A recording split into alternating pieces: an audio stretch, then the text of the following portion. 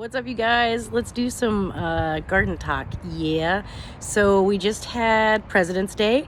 President's Day is a big day in the gardening world because it kind of is like the kickoff to the gardening season. Around President's Day is a really good time to prune back your roses and your ferns and your hydrangeas and deciduous grasses and things of that nature. So keep that in mind. Keep the weather in mind. If it's like crazy, super cold February weather, as it can be in some areas, maybe hold back a little bit. But if you're looking at some decent weather, like we just had 5 seconds ago, and now we're not having it, go ahead and do some pruning.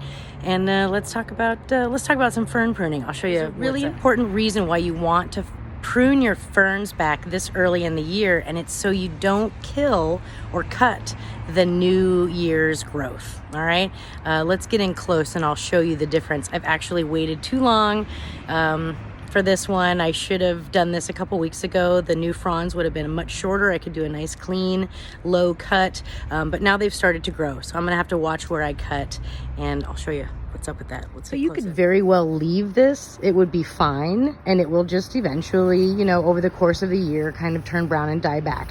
But if you want a really fresh looking fern every year, you can just whack these suckers back all the way, and then you'll get all the new growth that will come through. Now, like I said, this new growth has already started. Unfortunately, it's much higher than I want it to be. I like to cut my ferns back when the fronds are just still really tucked down here.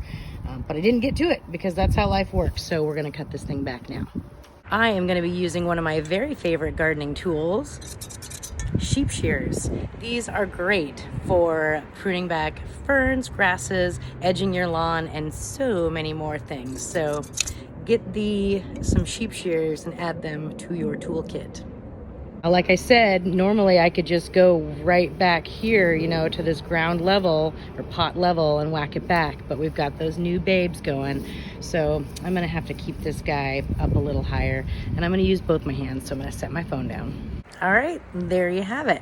Now she's all chopped down, and so these little baby ones can grow and just look fabulous without having last year's growth die back in the middle of it. So that's how you do it. I wish I had done this a week ago because it was really tricky. The key is to check on your ferns and make sure the baby new fronds are still really bunched up, and then you can just real easily whack it back.